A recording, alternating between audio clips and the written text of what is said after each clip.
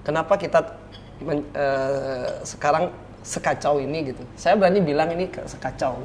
Sangat menentukan menurut saya nih, menentukan hidup matinya Bali sebetulnya. Jadi semua efek yang ada sekarang kayak overdevelopment, kayak ada masalah, termasuk masalah sampah, salah pemacetan, itu semua bermulanya semua dari tata ruang. Tapi sekarang mulai mikir nih orang, karena view sawahnya berubah jadi view villa gitu. Termasuk arsitek juga harus jaga diri. Dan itu tahu apa? Itu ladang duit. Ini kalau udah ngomong politik saya, aduh, udah. Nah ini yang saya bilang, makanya saya lebih besar nohok. Kalau nggak mau berubah, berarti kalian ngambil keuntungan dari sini. Hal pemahaman ini hanya bisa dilakukan oleh arsitek. Kenapa? Karena saya yakin ada kekuatan besar juga yang mau memblok ini. Nah, kenapa saya bilang ini yang penting?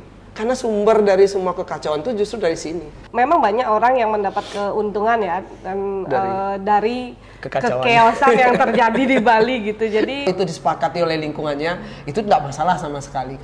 Tetapi kalau itu jadikan kebijakan misalnya, itu saya rasa pasti akan dikembangkan kembali oleh Kang Deddy. Terlalu dini lah. Ya, dia wawasannya sangat luas. Saya yakin Kang Deddy juga pasti bijaksana di situ. Mungkin karena karakter kita, root karakter kita yang hampir mirip dengan Sunda gitulah ya, Jawa Barat. Ya, kita punya root yang hampir sama, dan itu yang membuat kenapa Penglipuran dijadikan inspirasi. Yang Jawa juga. Daerah-daerah yang baru mulai akan menuju pariwisata internasional pasti kiblatnya Bali. Kiblatnya Bali. Mereka mungkin tidak pernah tinggal di Bali dan ngerasain chaosnya. Jadi padahal saya selalu bilang jangan jadikan Bali role model. Karena itu Arfia 100%. Belajarlah dari kesalahan Bali, saya bilang. Jangan jadi Bali yang berikutnya gitu, karena Bali sendiri juga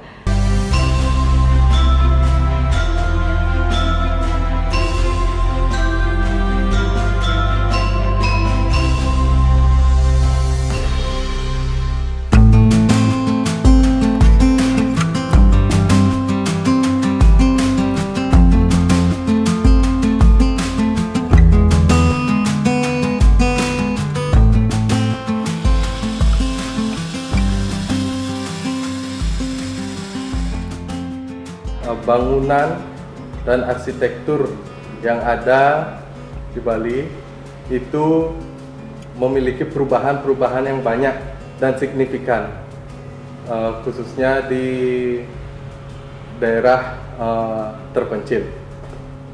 Jadi di sini kita sudah kedatangan langsung narasumber.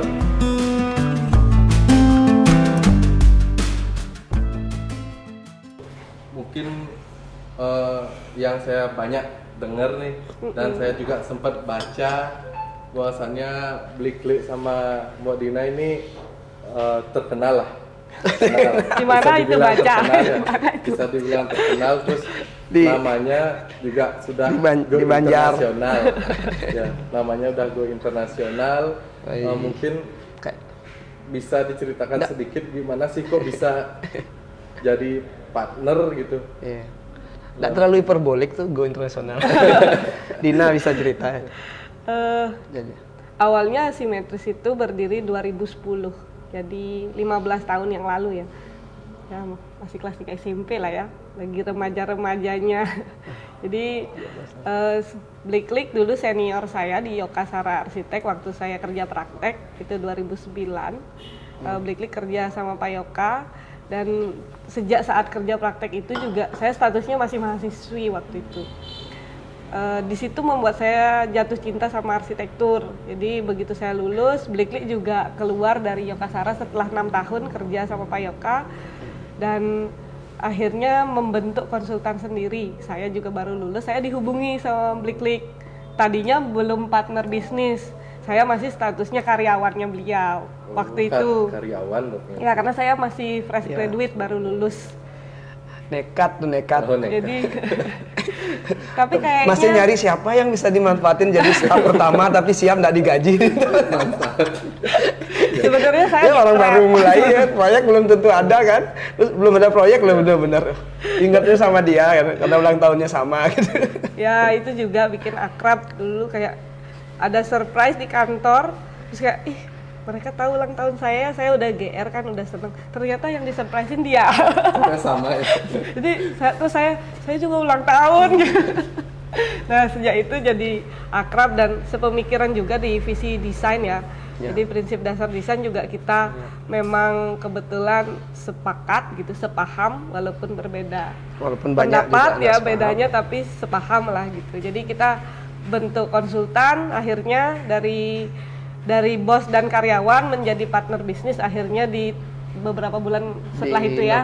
6 bulan. Jadi kita 6 bulan sharing setelahnya. sampai sekarang. Itu cerita singkatnya, panjang sebenarnya. Itu tuh saya juga sempat gini baca sih tentang PT Arsitek itu bergerak di bidang lingkungan ya, lebih ke gini sebenarnya.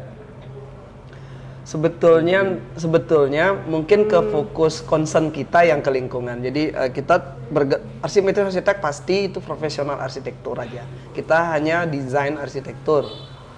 Memang profesional di arsitektur. Cuman kebetulan aja proyek-proyek yang kita handle, concernnya kita memang bawa ke hal yang berhubungan ke lingkungan juga. Dan kami memang memilih proyek yang memang memang pas lah untuk kami gitu. Dan umumnya sih hospitality, karena saya tahu hospitality yang memang banyak di Bali itu, yang hospitality yang akan mempengaruhi banyak yang terkait lingkungan dan lain-lain. Hospitality artinya kayak hotel, restoran, ya termasuk villa-villa gitu juga, resort. Kalau saya boleh tambahkan, kalau dibilang arsitek yang konsen ke lingkungan ya mau nggak mau ya, karena pekerjaan saya itu merusak lingkungan. Jadi arsitek yang merubah dari lahan terbuka menjadi terbangun, walaupun dibilang desainnya itu ramah lingkungan, save energi, ini itu tetap saja sudah merubah bentang alam, berdosa terhadap lingkungan. Jadi sekarang harus jadinya. Jadi itu bukan lagi opsi ya. Jadi harus, karena kita sendiri sudah merubahnya gitu. Setidaknya kita bisa mengimbangi dan meminimalkan. Ya. Itu aja sebenarnya yang bisa kita lakukan gitu. Nah, kita pasti bilang Dina tadi pasti ngerusak. Begitu kita ngubah, kita pasti ngubah sesuatu. Makanya bukan lagi itu harus jadi style gitu loh, kayak misalnya lingkungan tuh harus ini apa nih, arsitektur ramah lingkungan gitu. Agak aneh gitu. Padahal kita harus gitu. Kan tujuan utamanya ngurangin dampaknya. Tapi harus gitu loh. Tapi harus menjaga. Harus. Udah. Iya. Jadi menurut Beli dan Mboknya ini kan pandangan tentang tata ruang lingkungan dan rumah di Bali itu bagaimana sih sebenarnya? Pertanyaannya udah mulai berat. Dulu jawab ya. Tata ruang ya. Ya gini. Ini pertanyaan yang sebetulnya harus sangat menentukan menurut saya nih, menentukan hidup matinya Bali sebetulnya. Jadi semua efek yang ada sekarang kayak overdevelopment, kayak ada masalah, termasuk masalah sampah, salah kemacetan, itu semua bermulanya semua dari tata ruang. Jadi jangan anggap tata ruang hanya sekedar mainannya orang-orang akademisi, jangan mainannya orang-orang pemerintahan yang ngotak-ngatik. Dia sangat serius dan dia sangat harusnya murni menjadi dianalisis dan ditelaah dengan benar tanpa ada misalnya mainan gitu loh, mainan tanda kutip ini jadi proyek lah, jadi apa gitu. Ini terlalu riskan untuk dijadikan begitu. Makanya begitu ngomong tata ruang, wah ini mendasar sekali ya. Ini tidak boleh main-main. Kalau menurut saya yang terjadi adalah kita sporadis kayak jamur gitu, musim hujan begitu dia lembab langsung bum. Ya. Jamur itu dia juga makhluk yang cerdas, dia juga mencari yang termudah, tercepat dan tergampang. Dan itulah yang saya lihat juga di tata ruang kita. Artinya ya tidak terjadi planning dengan baik atau bahkan tidak siap atas development yang terlalu cepat mungkin di Bali, karena setelah COVID ini itu grafiknya luar biasa untuk development di Bali. Saya sebagai arsitek merasakan sekali, dan semuanya mintanya dulu kan kalau klien mintanya yang bagus, sekarang yang cepat. Itu dulu. Cepat dulu baru yang lain-lainnya nanti mengikuti. Nah, kalau ngomong tata ruang, kalau kita ngomong dari historinya dulu, tata ruang Bali itu sangat ekologik gitu. Jadi orang Bali punya mandala yang sudah diatur di mana kita hidup, di mana hewan hidup, di mana tanaman hidup, di mana hubungan kita ke atas yang disebut Tuhan atau apapun sebutannya, spirit atau ya kita menyebutnya bahkan tidak terdeskripsikan ya Sangyang Acintia. Jadi ke manusia, dan itulah Trihita Karana. Tapi begitu lifestyle-nya berubah dari yang menjadi masyarakat adat Bali menjadi sebuah masyarakat yang sekarang komplek, ya, menjadi tujuan internasional, dan dari masyarakat biasa yang bertani sekarang ngurus villa, gitulah istilahnya. Jadi tata ruangnya otomatis berubah. Arsitektur itu kan produk kebudayaan yang mewadahi fungsi. Fungsinya udah berubah sekarang. Jadi otomatis dia berubah. Yang mikro ini yang dari kecil rumah menjadi villa, menjadi restoran, menjadi kafe itu oke lah, masih bisa di-adjust karena di rumah itu kita masih punya sanggah, padme, penunggun karang segala macam ya. Tetap di Bali itu menyisakan ruang terbuka gitu, walaupun juga dipaksa-paksain penuh karena tuntutan fungsinya banyak sekarang. Tapi kalau kita zoom out lagi ke makro nih, tata ruang gitu kan kota skalanya ya. Itu yang saya lihat belum disentuh dan tidak siap untuk menghadapi kemajuan yang sangat cepat ini. Tidak siap apa enggak mau? Itu bisa jadi sudah tahu tapi belum mau atau dananya belum turun, alasan klasik. Tidak mau kehilangan peluang ya, atau tidak mau kehilangan peluang. Jadi memang banyak orang yang mendapat keuntungan ya, dan dari kekeosan yang terjadi di Bali gitu. Jadi bisa jadi situasinya dipelihara gitu. Nanti kalau sistemnya bagus, semuanya lancar, ya nggak ada sampingan kan gitu, bisa jadi gitu. Tapi yang saya lihat sekarang kan kita harus belajar. Mau nggak mau kita harus mulai, dan sebenarnya nggak, kalau kita ngomong telat, jadi kan hopeless gitu. Jadinya kalau kita ngomong telat kan hopeless, tapi harus mulai karena dari negara-negara lain kita harus belajar lah gitu. Saya yakin juga pemimpin-pemimpin kita tuh sudah study tour-nya melanglang buana ya ke seluruh yang lebih maju lah dari kita untuk planningnya. Itu harusnya bisa diambil dan ditranslate lah ke situasi Bali. Kenapa balik-baliknya tetap aja ya. Study tour, studinya mungkin lupa, turnya aja. Studinya lupa mungkin. Atau udah tahu gitu. Mereka udah tahu tapi nggak mau mungkin. Kalau dari saya ingin menambahkan bahwa ada hal yang esensi sebetulnya yang sering menjadi kenapa kita sekarang sekacau ini gitu. Saya berani bilang ini sekacau gitu. Dari semua lokasi tempat yang growing-nya sangat cepat ya. Kita yang paling telat untuk mengantisipasi. Di Bali ya. Saya berani ngomong di Bali yang paling lambat. Kalau yang lain lambat karena dia growing nggak cepat mungkin ya, tapi dari semua jangan usah ngomong negara gitu, kita ngomong ke Jogja ya. Jogja dengan semua dia dengan cepat bisa mengatur, coba lihat kotanya dia, kita jauh.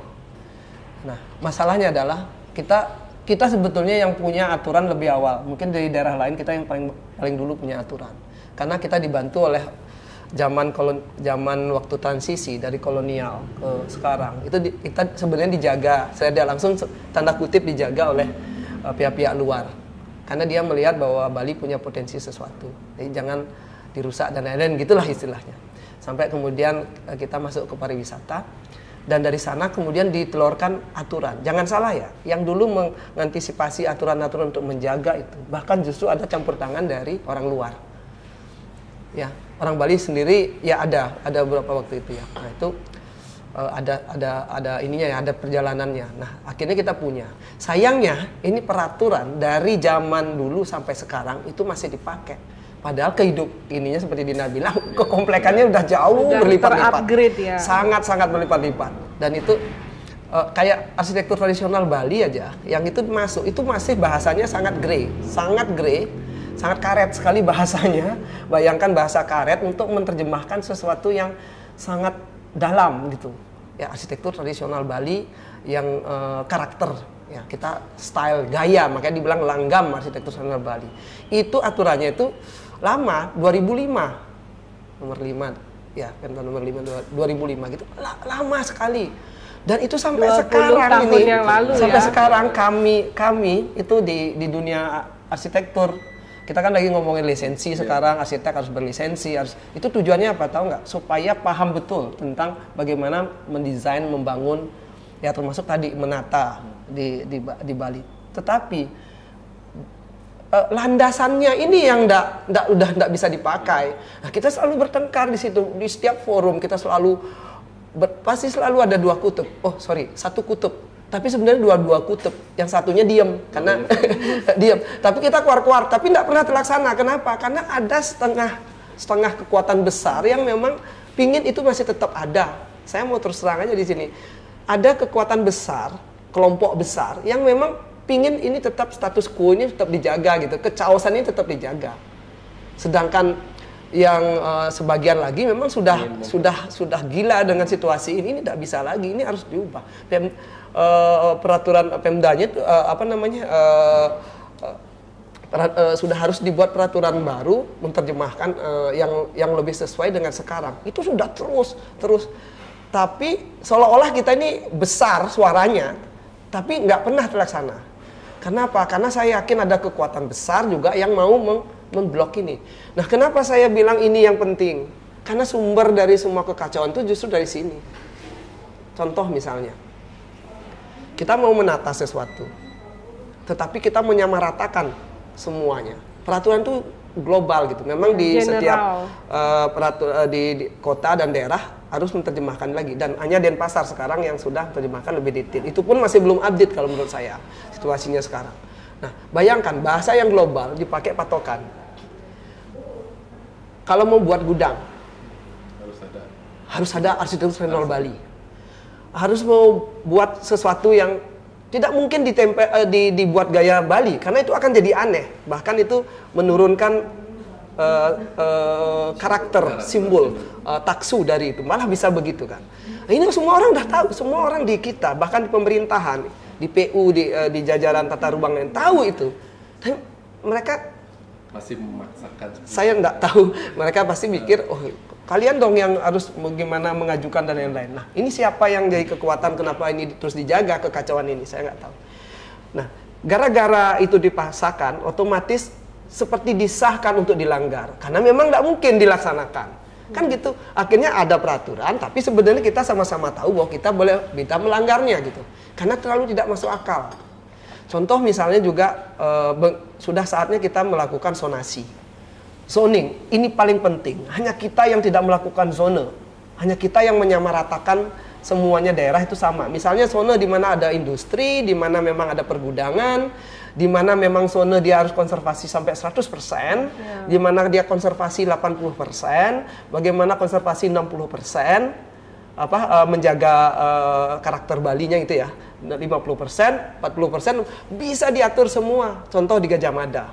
Gajah Mada misalnya, kalau dia memang masuk zona 80% misalnya, bagian mana yang nggak boleh diubah, bagian mana karakter Balinya yang harus ditonjolkan. Jadi orang, kalau kita beli tanah nih, saya beli tanah, begitu saya beli, saya sudah punya opsi. Saya mau membangun yang tidak terlalu ketat Balinya. Oke, jangan beli di sana, saya akan beli di sana. Oke, saya mau membangun gudang, beli di sini, jangan beli di sana, karena saya tidak mau terikat dengan peraturan itu. Tapi sekarang kan enggak. Jadi satu peraturan dipakai untuk semua hal yang tidak mungkin disamakan, sehingga dia jadinya tidak mungkin dilaksanakan. Itu seolah kita udah tahu ini dilanggar, ini kayak disahkan dilanggar pada akhirnya.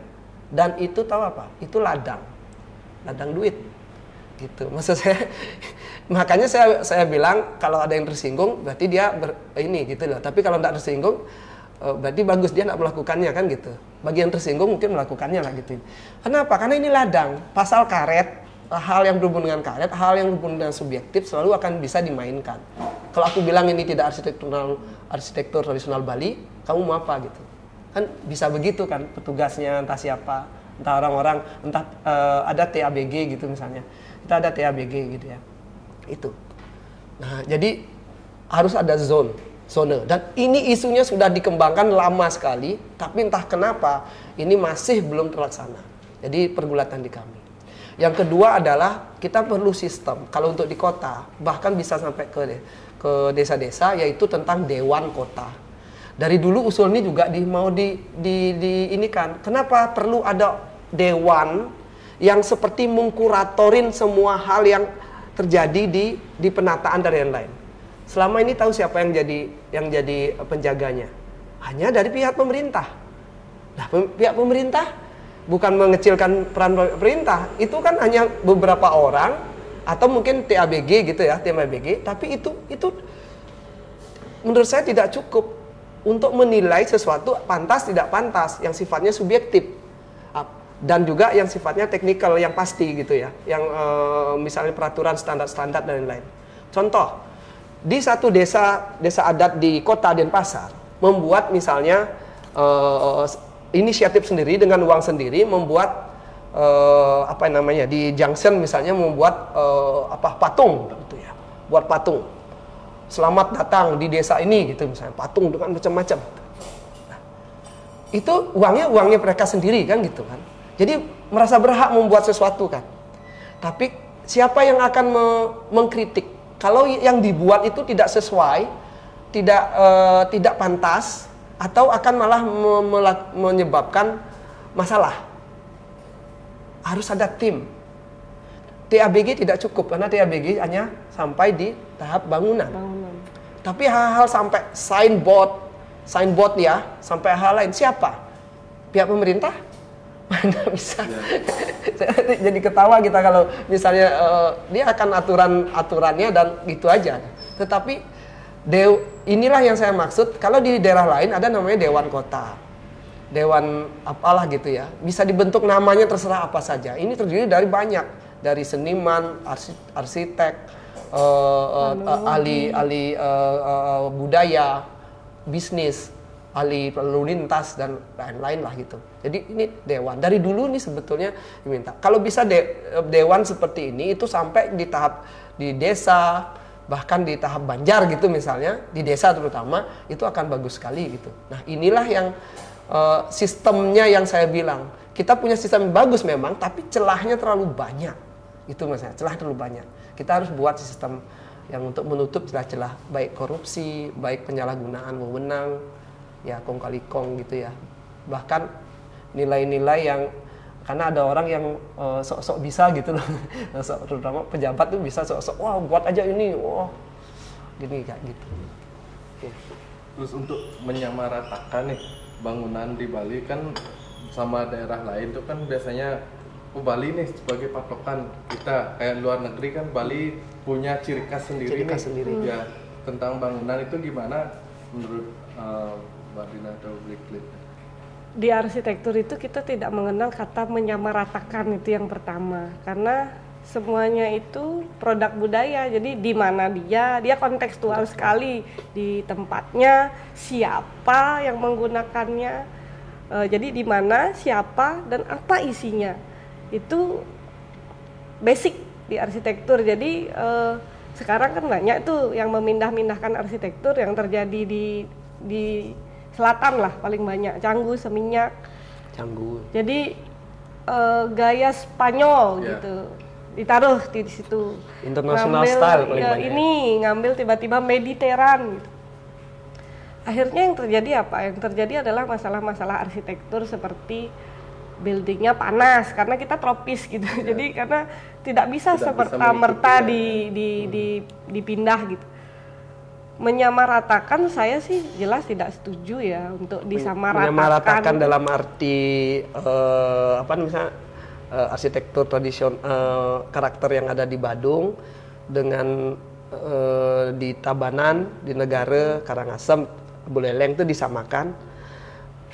Gitu maksudnya Ya, gitu atau maksudnya Bali atau dengan gimana? Daerah lain? Ya, Bali dengan Daerah lain ya. Nggak bisa sih. Tetap nggak bisa juga, tetap bisa. karena kita punya perbedaan karakter. Ya, jadi itu juga membuat kita mempunyai experience ruang. Jadi namanya rasa ruang. Kalau kita ke sini ada rasa ruang berbeda yang kita tangkap. Ini saya nggak bisa jelasin. Ini harus dialami.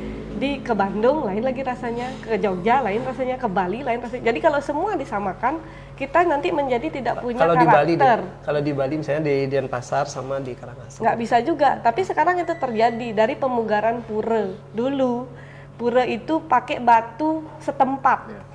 Kalau kamu ke sini ketemu pura ini, lihat fotonya aja, nggak usah di situ. Oh, ini Oh, ini di- pasti di sini nih. Kan kita bedan kan? Ya, Langsung ketara kan? Oh, di sana dengan karang. Oh, ini di ini dengan Palimanan. Sekarang nggak, onyang batu selam. ya. Terus apa gitu terus? Alam itu. Ya, Sampai Nusa Penida. sampai Yang aneh Nusa tuh. Penida yang punya batu karang cantik bagus. Bukan karang ya, biar nggak salah ngomong. Batu parasnya dia. Oh ya, karena dia Ada- cantik kayak karang, aku nyebutnya Ya, batu ya karang. mirip karang sih tapi. Batu sandstone sebenarnya Iya. itu, tapi memang kalau gali di situ pasti ada batu itu gitu loh. Itu dari sisi material aja ya, belum dari sisi karakter desain. Jadi karakter desain itu kita Pepalihan punya Bali juga beda-beda. punya beda-beda. Tiap Ya. ini Ya, nah. kabupaten aja beda. Jadi nggak bisa penyamarataan tuh nggak bisa. hal yang mungkin yang bisa disamakan, mungkin bukan dari sisi itu. Jadi semua harus punya karakternya. Iya. Tapi emang ada in general, kita tuh punya karakter arsitektur tradisional Bali yang in general ada. Nah, yang kalau dari sisi ini bisa. Tetapi tadi karakter langgam masing-masing itu harus tetap dikuatkan. Nah, ini tergantung dari Pemkop masing-masing sebetulnya yang bisa membuat gininya di sana gitu ya, yang mengkuratori di situ, anggaplah gitu. Sama arsitek sendiri ya harus paham tentang itu. Nah, hal yang mungkin yang bisa disamakan itu adalah bagaimana kita menyikapi fungsi yang baru kayak sekarang. Itu kita sama-sama bisa ambil kesepakatan. Misalnya fungsi-fungsi baru itu kan misalnya bagaimana ada kafe, ada restoran, ada hotel, ada itu fungsi baru. Dulu kan hanya rumah gitu kan, itu fungsi baru. Nah, gimana menyikapinya dia dengan model tata ruang kita? Kita nggak mungkin dong bikin kayak Bali Dangin, gitu semua nggak mungkin. Bahkan kita sekarang mungkin harus sudah mulai berpikir tentang bagaimana membuat rumah itu adalah naik.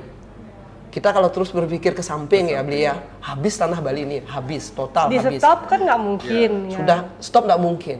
Terus akhirnya itulah yang merambah sekarang sawah apa hilang gitu semua. Jadi kalau menurut saya memang harus ada zona-zona tertentu yang untuk diizinkan naik. Nah, terlepas dari itu kita harus sudah mulai buat kesepakatan bagaimana zona itu kalau sudah mulai ke vertikal.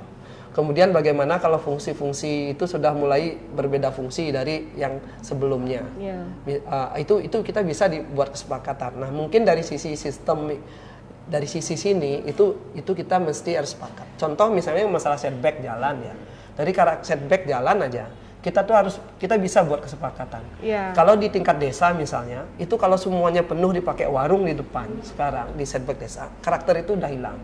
Dulu juga kita kuat karena kita nggak mulai punya berpikir ada telajakan. parkir, Ya, dulu punya parkir apa telajakan. namanya garase, udah mulai punya mobil, udah mulai bikin warung-warung, udah mulai apalagi ramai di pariwisata, udah mulai kayak Maksudnya tadi mungkin balik ke sporadis yang menjamur itu yang Menjamur harus itu terlalu diarahkan cepat. gitu. Nah, ini karena yang gini bisa dibuatkan siapa yang kesepakatan. ngatur kamu bikin warung kalau depan rumahmu kan bebas aja orang bisa Betul. bikin gitu. Maka itu zona tadi di satu desa ada zona yang ditetapkan bahwa di ruang mukanya rumahnya itu boleh full gitu misalnya ditutup.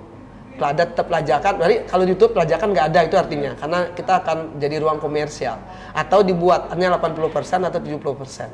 Sedangkan di luar dari zona itu dia tuh sudah menutupnya hanya sekian persen. Jadi setengah dari depan rumah itu misalnya masih tetap. Ini misalnya ya, ini hanya contoh. Mungkin bahasa gampangnya penyamarataan arsitektur itu kalau yang fisik nggak bisa karena dia karakter wilayah masing-masing. Tapi kalau penyamarataan misalnya lebih esensial seperti berapa persen bangunannya di dalam satu plot itu boleh dibangun. Kalau kamu punya tanah 1 are, berapa persen kamu boleh bangun itu boleh disamakan dan diatur lagi per daerah. Kalau kamu di sini punya rumah tanah 1 are, sekian kamu boleh membangun. Kalau di daerah ini punya 1 are, sekian boleh membangun. Sebenarnya udah ada sih itu ya. Kita ada di tata ruang itu tentang floor area ratio tuh. Tapi maksudku yang beneran di lapangan itu terlaksana. Kalau aturannya sudah ada tapi tidak dilakukan kan sama aja bohong ya itu. Karena peraturannya itu juga tidak masuk akal kadang. Misalnya enggak, ini yang esensi sudah, lah. KDB misalnya, koefisien dasar bangunan. Itu kan basic ya. Itu open itu tujuannya kalau kita mulai khawatir hujan 4 jam kok banjir. Iya nggak ngerasa nggak? Kemarin lusa kayaknya udah mulai tiba-tiba di mana-mana tergenang. Baru hujan 2 jam deres banjir. Resapannya hilang. Karena aturan KDB itu aturan aja. Jadi nah, sekarang kan masalahnya gini, kenapa aturan yang sudah sebenarnya bagus, kenapa tidak bisa dilaksanakan? Karena aturan ini tidak update. Aturannya tidak masuk akal gitu loh. Jadi harus dibuat masuk akal dulu, harus dibuat itu bisa dia realisasikan. Sisanya baru betul-betul ini masalah mentality pejabat atau gimana kan gitu, apakah dia bisa disogok, korupsi dan lain-lain itu masalahnya. Tetapi ada kadang yang membuat mereka merasa kenapa mereka berani melanggar dan mereka berani dan sekalian memanfaatkannya sebagai penghasilin duit di sana. Karena apa? Karena dia sudah tidak masuk akal gitu loh. Udah tidak sesuai gitu. Makanya ini dah dikocok ulang lagi. Zone dulu dibuat. Karena kalau zone ini tidak dibuat, zone ini bukannya mengikat bahwa di sini 60% floor area ratio, di sini KDB istilahnya, di sini 70%, di sini bukan hanya masalah itu, tetapi zona itu disesuaikan dengan apa yang mau dibuat di sana. Kalau komersial, ruang komersial misalnya. Nah ini yang harus diketatkan dan baru kemudian diatur sistemnya, kemudian pengawasannya. Karena pengawasannya sekarang itu udah totally tidak bisa.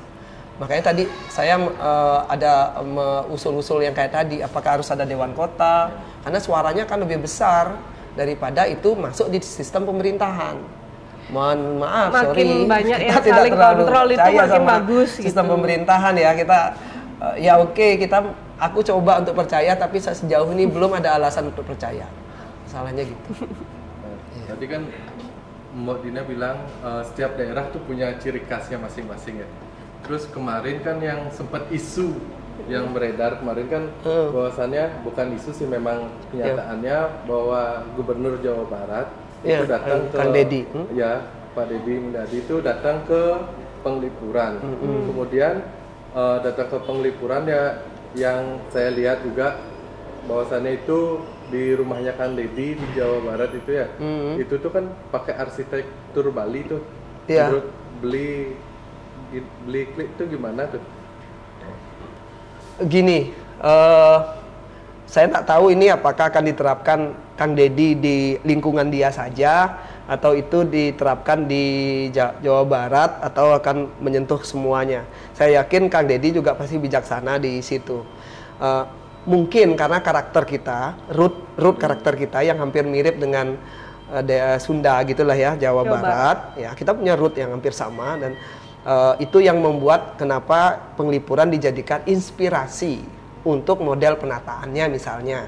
Tapi untuk arsitektur jelas pasti beda. Dia akan pasti, saya yakin Kang Deddy pasti menggunakan karakter yang memang lebih pas untuk di sana dan memang kebetulan mungkin mirip gitu ya. Kebetulan mirip karena kalau kita lihat dari Baduy, dari Sunda ini ya, itu mirip, memang mirip karena kita berasal dari root yang sama. Nah, jadi jangan dipersoalkan di sisi situ, tapi itu ya. Tidak seharfiah itu. Mungkin dia menjadi inspirasi. Boleh, sangat boleh. Tapi sangat bisa juga. Penglipuran punyanya Bangli. Kalau itu memang sebagus itu gitu, kenapa kita semuanya orang nggak ngopi itu? Kan gitu pertanyaan gampangnya. Di sini aja, di Bali aja. Itu kan tidak memindahkan, Bali tetap di Bali. Ya itu tadi tuntutan fungsinya beda. Fungsi beda, situasi beda. Tapi kita ambillah kenapa? Misalnya bagaimana pengelolaan sampahnya di sana kan bersih sebagai desa terbersih. Sistemnya. Gitu. Bagaimana sistem perencanaannya juga. Bahkan sampai dia menelurkan kebijakan itu juga bisa ditiru. Bagaimana kalau dia membangun lagi yang baru? Ya. Semua desa adat lah di Tenganan juga kan aturannya jelas, aturan adat tapi ya. Itu untuk bisa berlaku di sana gitu. modelnya. Kalau ada orang yang membeli tanah dan mau membangun lagi, bagaimana itu kan jelas. Jadi makanya growingnya juga kita tidak melihatnya menjadi yang ekstrim. Itu udah kan banyak kan kalau di Bali kan terkenal dah bangunan tuh sakral ini. Mungkin menurut Mbok atau beli untuk yang bangunan yang dibuat Kang Didi itu bagaimana kayak gitu sih. Oh, kalau saya yakin sekali dia tidak akan sampai kalau itu memang dibuat itu pasti masalah personal, masalah private, itu private-nya. Kalau itu disepakati oleh lingkungannya itu tidak masalah sama sekali tetapi kalau itu jadikan kebijakan misalnya itu saya rasa pasti akan dikembangkan kembali oleh Kang Deddy. Terlalu dini lah. Ya dia wawasannya sangat luas. Sehingga pasti semua akan dikonsultasikan dan disesuaikan dengan timnya mereka yang ada di sana. Sebagai inspirasi sangat-sangat bisa. Bahkan penglipuran jadi inspirasi di banyak negara juga loh. Banyak negara jadi inspirasi. Tapi kita juga ngambil inspirasi dari negara lain juga. Penglipuran itu kan sebetulnya lingkungan yang kembali ditata lagi sebetulnya. Itu ya dari sangat banyak yang terlibat di situ termasuk pihak institusi. Dari Udayana, dari ini gitu ya. Dosen-dosen saya juga waktu itu. Jadi dan tidak semua bisa juga dilakukan seperti itu. Supaya apa? Supaya nggak sama dong. Kalau sama di mana gitu, jelek banget gitu. Boring banget kalau sama gitu. Supaya kita kemiripan cara mengelola itu sangat bisa dipakai. Ada red line kenapa yang bikin dia bagus, itu gitu. harmoni gitu. Kan rumahnya di Penglipuran kan angkul-angkulnya juga nggak sama. Iya. Ya, tapi rapi kelihatannya. Harusnya itu cukup jadi inspirasi yang sangat bagus tuh bagi daerah lain. Bukan ya ini dia saya juga heran ya. Makanya kita butuh dewan yang tadi saya bilang yang terdiri dari orang-orang yang memang pemahamannya sangat luas. Karena apa? Karena setiap pemimpin di satu daerah dia walaupun seolah-olah wawasannya luas tapi sangat berbahaya gitu kalau berpikir sendiri. Oh ini saya harus begini gitu. Sangat berbahaya. Kebudayaan ya, kalau pas menggunakan bagus. Kalau enggak bagus kacau kan. Jasa profesional itu penting. Ya. Kalau memang bukan bidang kita harus rela menyerahkannya ke pihak lain. Pihak yang profesional atau minimal timnya. Saya di desa saya sendiri sekarang baru bisa mulai nih masuk untuk menyadarkan teman-teman di di desa bahwa tim perencana itu perlu. Jadi mereka udah mulai bentuk tim perencana sekarang. Jadi bayangkan di setiap desa itu ada tim perencana yang nggak boleh ada mainan lagi. Oh ini teman ini dekat nggak boleh. Kita benar-benar untuk desa kita lah gitu. Bahkan ada konsultan juga loh. Dibandingkan nyari konsultan keluar, ya kita bentuk. Saya yakin setiap desa punya potensi orang-orang sana yang paham betul dengan situasi sana. Nah di desa saya sendiri di Lembongan baru mulai dan kita jadi kita sekarang menata hal yang sudah chaos sebenarnya, yang udah chaos. Ini berat sekali, jauh lebih berat kalau kita nggak tata sekarang gitu. Diskusi yang tadi itu menarik. Terus, untuk yang pembahasan tadi, bahwasannya kalau Bali kan perlu waktu yang panjang terkait. Ya dari zaman kolonial lah ya, kita dijagain. Waktu yang panjang, sedangkan daerah-daerah lain itu kayak baru mulai untuk seperti itu. ini. Ya. Karena baru kena pengaruh gitu ya. Misalnya pariwisata baru masuk. Kayak Lombok misalnya. Ya betul. Kami kebetulan karena kami menspesialisasikan diri di hospitality, jadi kita proyeknya nggak hanya di Bali. Jadi kita sampai mereka punya jargon kayak arsitek Bali gitu. Jadi harus ngambil arsitek Bali supaya mereka hospitality-nya berkembang. Kita tuh di daerah lain di Indonesia seperti Lombok dan kita bulan depan akan ke Selayar, pulau di Sulawesi. Sampai Jawa juga. Daerah-daerah yang baru mulai akan menuju pariwisata internasional, pasti kiblatnya Bali. Mereka mungkin tidak pernah tinggal di Bali dan ngerasain chaosnya. Jadi padahal saya selalu bilang jangan jadikan Bali role model. Karena itu Arfiah 100%. Belajarlah dari kesalahan Bali, saya bilang jangan jadi Bali yang berikutnya gitu, karena Bali sendiri juga kalau kita jadi masyarakat Bali yang lahir dan tinggal di sini sampai sekarang kan tahu banget bedanya. Sekarang gimana, dulu bagaimana, untuk kepentingan kita sehari-hari lah, transportasi aja, kemacetan, sampah, air, kalau kita panjang lah kalau kita ngomongin isu-isu itu ya, yang semuanya akhirnya diutamakan untuk pariwisata kan. Saya selalu bilang jangan jadi, ambil ada sisi bagusnya, tapi belajar dari kekeosannya itu lebih bijaksana rasanya. Kita belajar dari, jangan jadi kayak Bali yang over development, yang crowded juga nggak kefilter gitu. Ya. Itu sih. Sebenarnya bingung juga kita mau menyebut, karena memang kita bangga juga ya Bali itu dari sisi perencanaan tentang pariwisata dan lain-lain mungkin selalu jadi kiblat. Mungkin aja memang kita yang terbaik ya.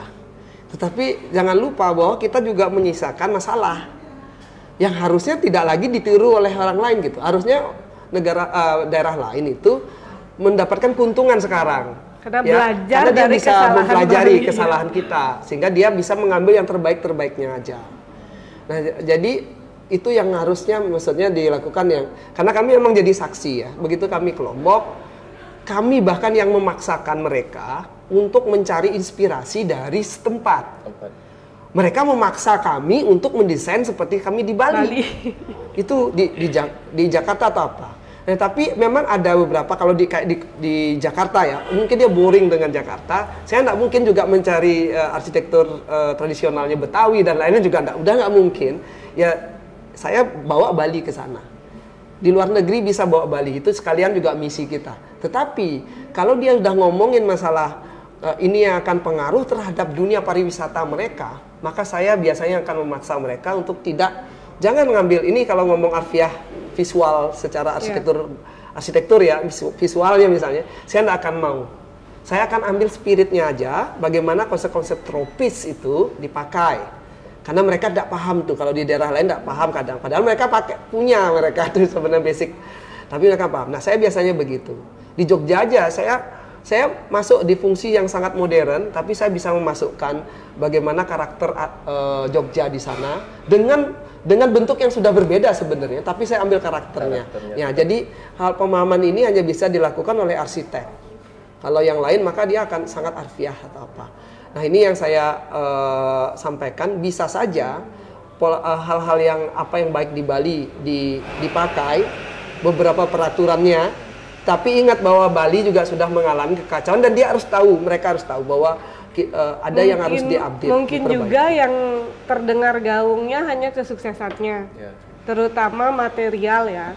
Jadi orang Bali itu dengan nilai tanah yang sudah nolnya bertambah semakin tahun. Jadi sedangkan di tempat lain mungkin kenaikan harga tanah sebagai aset masyarakat nggak sesignifikan di Bali. Itu sebagai kiblatnya orang. Jadi memang menggiurkan kalau kita jadi orang luar gitu. Kita kalau jadi arsitek kita sering ngayal menjadi sivitas luar untuk melihat gitu. Menggiurkan sekali gitu, tapi kadang mereka lupa bahwa menyisakan hal-hal lain yang harus menjadi konsentrasi. Menjaga diri itu mereka lupa loh. Jaga diri. Misalnya tanah apa semua habis, itu jaga dirinya lupa. Ingat ya, di Barcelona sekarang lagi ada gerakan mengusir turis. Diusirin loh turisnya. Ya, itu ingat, itu saking udah mumetnya dengan turis. Jadi tapi kita ya nggak sampai begitu. Kita hanya perlu jaga bahwa hal negatif belum sampai bisa jadi. Ya, kita bisa. Ya. Itu udah kayak yang tadi kan dibahas juga sempat kesinggung kan, masalah kayak di Canggu mengikuti bangunan yang terutama international style ya. International style kayak gitu. Yang tidak ada identitas kita ngomongnya. Ya, Dan nah ini juga ini kembali lagi seperti yang saya omong dari awal, bahwa semuanya ini sebetulnya mau tidak mau ada niat baik dari pemerintah dan dari orang profesional, termasuk di kalangan perencana seperti kami di Ikatan Arsitek Indonesia, Bali ya misalnya, kita udah sering menggaungkan ini. Tapi powernya itu memang harus bersama-sama. Nah, yang kita lagi tanda kutip justru yang mohon maaf untuk bilang, ini yang ogah-ogahan justru dari pihak pengambil kebijakan. Saya melihatnya. Saya kalau ini omongan saya didengar, saya lebih bagus ya. Ini memang ogah-ogahan terasa. Karena yang bermasalah dengan sebenarnya memberikan kebijakan itu untuk landasan hukumnya kan sebenarnya mereka, ya kan? Dan sering juga dihujat yang dalam mereka, ya kan? Nah, ini mereka juga harusnya juga bersama-sama, karena dari Ikatan Arsitek Indonesia sendiri itu betul-betul sudah juga mengepus ini sebetulnya saya lihat. Cuman ini harus keduanya ketemu dan baru kita bisa ngepus ke dewan, ke politik akhirnya memang kan. Nah, ini kalau udah ngomong politik saya udah. Nah, jadi tapi mau nggak mau kan jalurnya lewat situ. Nah, ini yang saya bilang, makanya saya lebih besar nohok. Kalau nggak mau berubah berarti kalian ngambil keuntungan dari sini. Saya berani bilang gitu. Siapa yang nggak mau berubah? Pasti ada keuntungan yang kalian dapat dari kecaosan ini lah gitu. Sekarang siapa orang-orang maaf dari plat negara tertentu ya, saya bilang itu kenapa mudah sekali bawa arsitek luar ke sini. Ya. Kenapa? Karena ada arsitek lokal yang entah bagaimana itu dengan di perizinan lain itu bisa ngecap. Karena aturannya sebenarnya nggak boleh gitu. Ngecap udah. Dan mereka kan perlu cepat nih. Jadi saya yang penting cepat. Nah, bagi mereka bekerja dengan arsitek yang sesama mereka, misalnya dari Rusia, dari Plan misalnya, jauh lebih cepat daripada bekerja dengan arsitek Bali yang masih bahasanya saya juga kritik gitu ya teman-teman yang arsitek Bali yang kurang memahami bagaimana bisnis plan mereka gitu. Jadi kita dari arsitek juga harus koreksi diri bahwa kita juga harus upgrade diri kita, wawasan kita harus kita perluas, kita harus bisa bekerja sama dengan mereka dengan bagus sehingga mereka banyak menggunakan kita yang notabene pasti lebih banyak menjaga diri kita daripada orang lain kita suruh untuk jaga diri kita. Itu banyak banget. Karena mereka cepat, ini entah ini uang apa gitu ya. Itu alirannya cepat. Wah, apa cepat. Ini lagi sebulan harus sudah jadi sampai 3D sampai segala macam. Keburu dia nyari arsitek Bali, nggak sempat waktunya.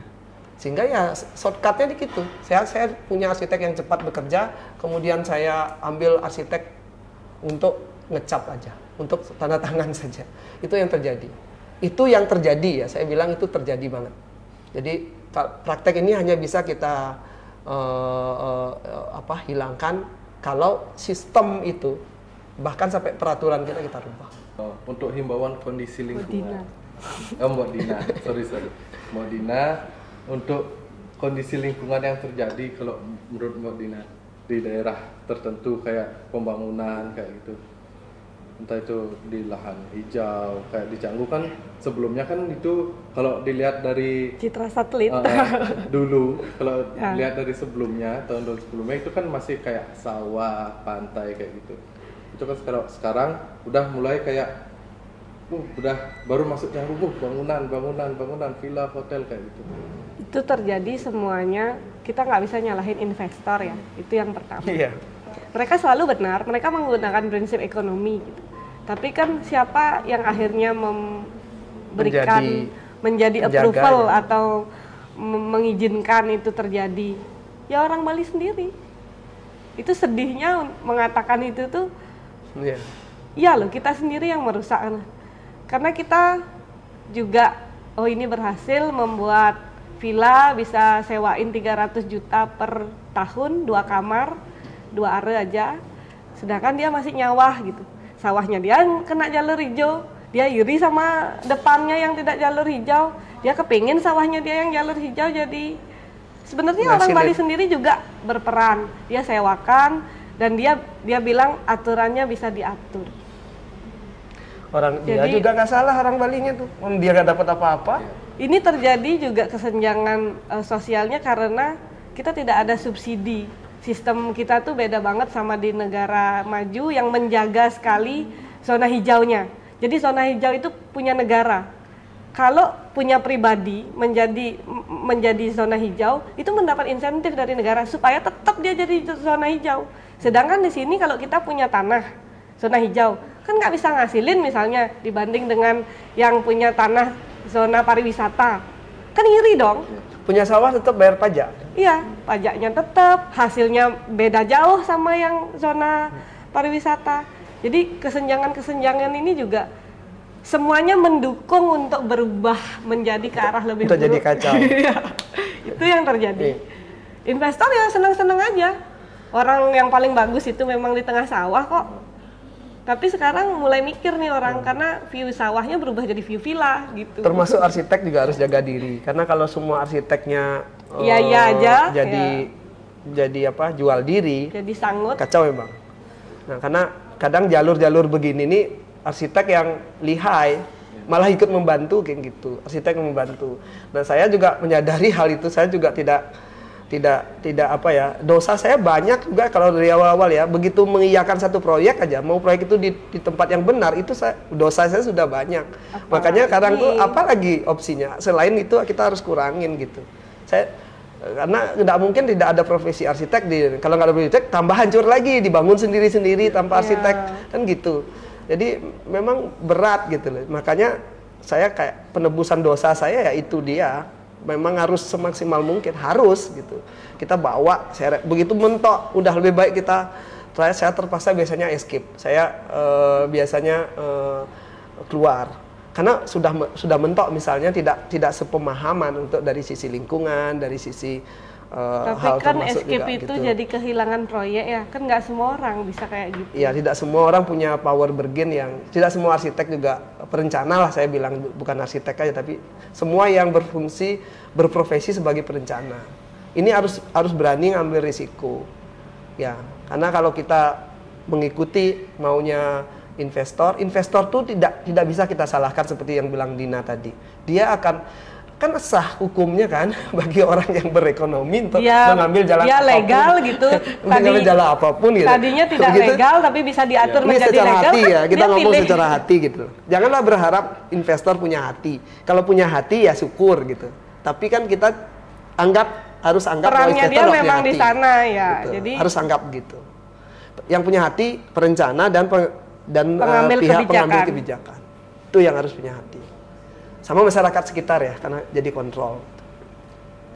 Jadi untuk hal tersebut kan maksudnya kayak lahan kuning, lahan hijau, mungkin itu bakal jadi permasalahan ya. Untuk biasanya di bangunan sih kayak hotel kadang ada yang memaksakan ya, memaksakan kamu harus masuk. Gimana caranya ngomong warna-warni tanah. Warna-warni tanah. Itu kan ya itu pergulatan ya. Kalau saya bilang, saya jujur aja ini seperti tarik menarik lahan duit gitu. Mungkin antara antara pemerintah di tata daerah dengan di pertanahan misalnya. Kan ini baru-baru kapan itu LSD misalnya. Memang betul kita jadi saksi banyak hal di mana LSD dan tata ruang itu berbenturan. Berantem. Pada akhirnya ya pada akhirnya efek dari berantem ini negosiasi. Negosiasi artinya itu celah untuk uang gitu. Misalnya LSD ya, saya nggak tahu, saya sampai saya nggak ajarin, saya nggak bilang di sini. Nah ini takutnya orang meniru itu gitu ya, bahaya sekali. Ada cara selalu. Saya juga diajarin investor saya, dibilang begini klien saya, kok bisa gitu ya gitu, kok bisa tiba-tiba berubah, kok bisa, kita kan miris ya gitu loh. Ada kejadian sebuah calon klien saya datang ke studio, dia punya lahan. Yang pertama saya lakukan, saya cek zona. Itu paling pertama harus. Hijau. Saya langsung lapor, Pak, ini jalurnya tidak boleh dibangun. Jadi saya tidak bisa ambil proyek ini. Oh, hijau ya? Apa-apa nanti saya atur. Tunggu. Itu bukan orang Indonesia loh yang ngomong. Maksudnya dia bilang dia bisa ngatur gitu. Pergi dia. 3 bulan lagi datang, nggak sampai 3 bulan. Datang, zonanya sudah berubah. Saya bisa apa sebagai arsitek gitu loh. Sudah berubah. Ini sekarang sudah legal, kamu cek aja. Gitu. Saya cek lagi, kuning. Gimana ini bisa jadi kuning? Jadi kan kalau saya tetap tidak ambil kuning, arsitek lain akan ngambilnya juga. Artinya dia tidak bisa aku balikin lagi ke ini. Tapi yang miris itu adalah kenapa dia bisa? Kenapa dia bisa? Gitu. Itu question mark kayak. Kan Tadi sakti kan ini sakti itu kan bisa kayak wah gitu. Saya banyak jadi saksi yang jadi saksi seperti kita itu. pengalihan fungsi itu. Jadi terima kasih atas informasinya, Atas kesedihan ini. atas curhatannya. Curhat keluh kesah. Ya, semoga Bisa curhat, bisa bisa. sampai ke yang di atas. Jadi terima Ya. kasih atas pengetahuannya. Terus kondisi yang ada di Bali juga sudah dijelaskan, baik dari arsitektur, terus dengan lahan tanah itu sudah diceritakan. Terima kasih. Mungkin kami dari Gema Bali sekali lagi mengucapkan banyak terima kasih Sama-sama ketersediaannya sudah hadir. dikasih ruang Ya. untuk bicara, Ketersediaannya hadir. untuk curhat. Jadi cukup menarik ya untuk di gini. Jadi untuk selanjutnya Semeton Gema Bali itu tadi perbincangan kita terkait dengan tata ruang arsitektur yang ada di Bali maupun di luar Bali. Jadi untuk selanjutnya bisa disimak dan dukung kami. Jangan lupa di like dan di subscribe. Terima kasih.